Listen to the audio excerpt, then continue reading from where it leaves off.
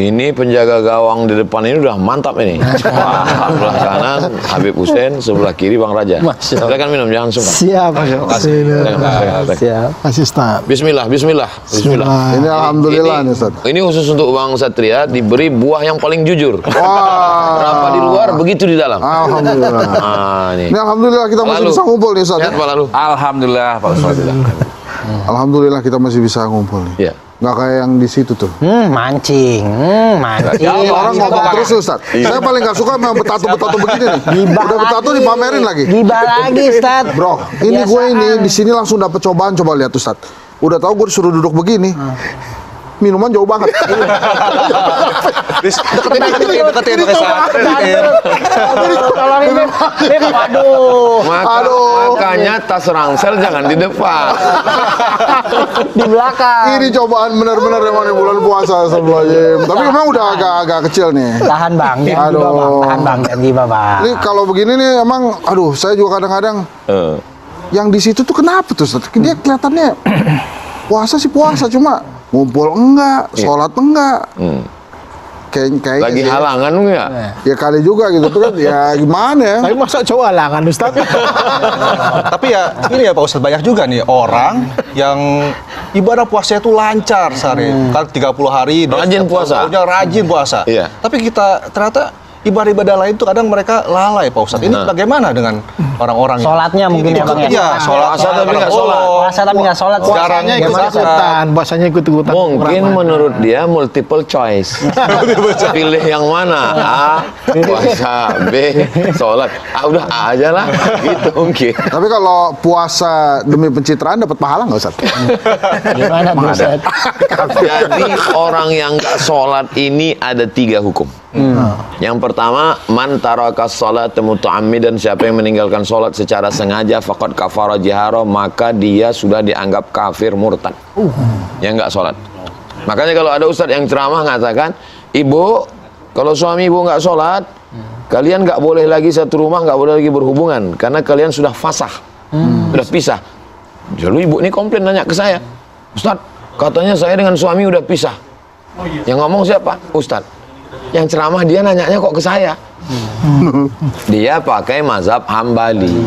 Dalam mazhab Hambali, orang yang meninggalkan sholat maka dia berarti sudah keluar dari Islam. Kalau orang nggak sholat, dia puasa, puasanya nggak diterima.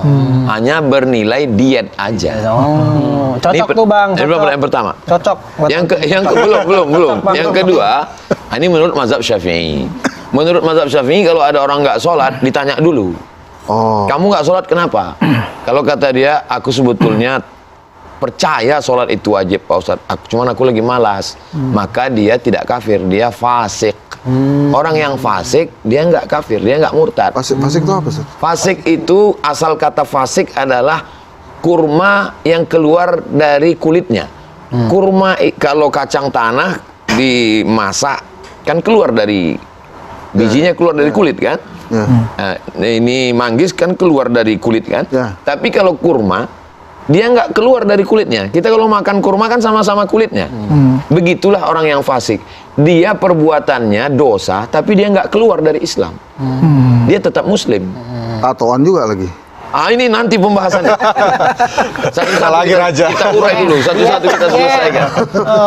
Nah, jadi dia tetap Muslim, hanya saja dia fasik. Nah, pendapat yang ketiga, kalau dia nggak sholat, tanya dia, kok kenapa nggak sholat? Kalau kata dia, sholat ini buang-buang waktu aja, saya ingkar dia dengan sholat, maka dia sudah keluar dari Islam, karena nggak boleh mengingkari satu ajaran Islam. Afatu'minu nabi ba'dil kitab wa takfuruna bi ba'd. Kalau mau terima Islam ini secara kafah, total, jangan potong-potong. Nah, bagi saudara kita yang belum sholat, saya nggak mau jamaah ini menjadi pilih-pilih ini. Kalau ia mesti sholat karena sholat tiang agama. Yang membedakan kita dengan kekufuran itu tarkus sholah, meninggalkan sholat. Jadi yang belum sholat, lalu kemudian melaksanakan puasa karena ini tiangnya. Ini kenapa dinding ini bisa kokoh? Ya karena ada tiang.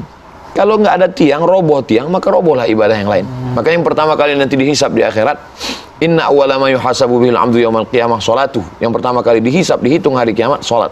Idza shalahat shalahal amalu kulluh. Kalau salatnya bagus, salatnya baik, yang lain ngikut.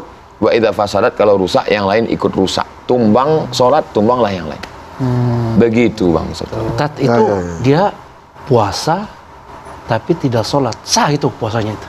Secara fikih, kalau dia masuk kategori yang dua tadi, dia tidak ingkar dan tidak pakai mazhab Hambali, secara fikih puasanya sah, nggak perlu dia ulang.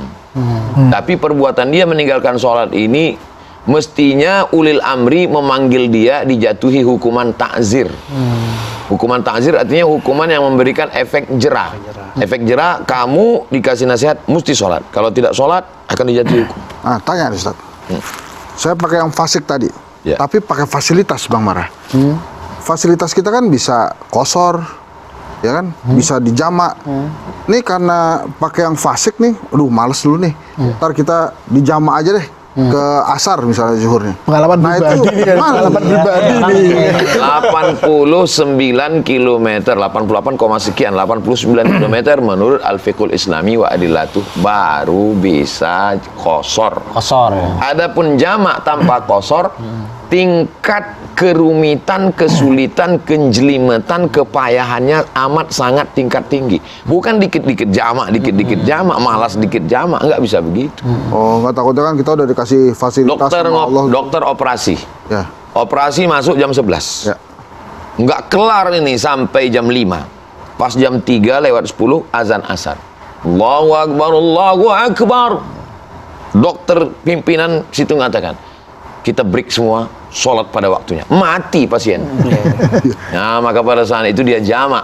Zuhur ini dia tarik ke asar, tapi tidak kosor, karena dia nggak musafir. Jadi jangan digampang-gampangin, Ustaz. Jangan gampang-gampangin. Ngerti Ustaz. sekarang. Pak Ustaz, Ah, itu Kan buat kita abang sudah- sendiri tuh. sudah berpuasa Cari jawaban. Ya Pak Lalu. udah menuju akhir. Ya. Dan kita beribadah, puasa, dan menjalankan seluruh itu adalah puasa, baik Iya. tarawih, Iya. sholat semua. Tapi kalau setelah puasa, kan sholat itu kan menghindari kita, menjauhkan kita dari perbuatan mungkar. Iya.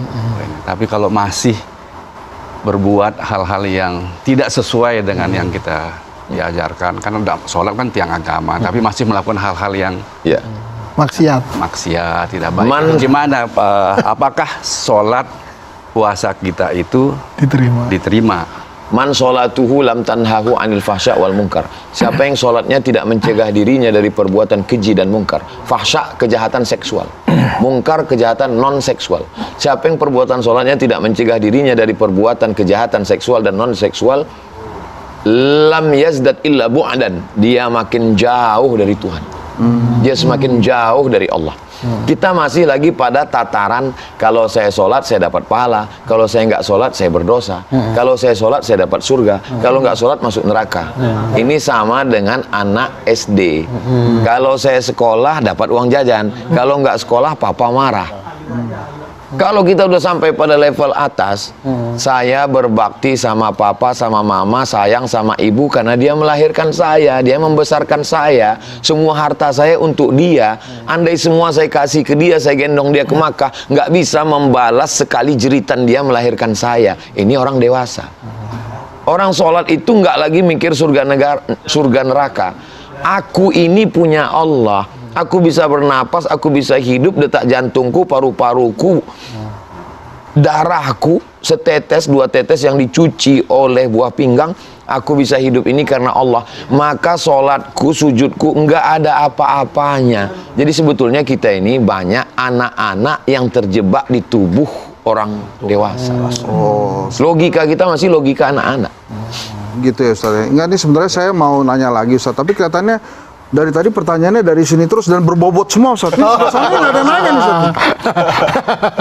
Ini perlu diberikan ajaran-ajaran ya, Ustaz. Karena geng Bang Raja ini, mereka ini lebih banyak merenungkan masalah hati.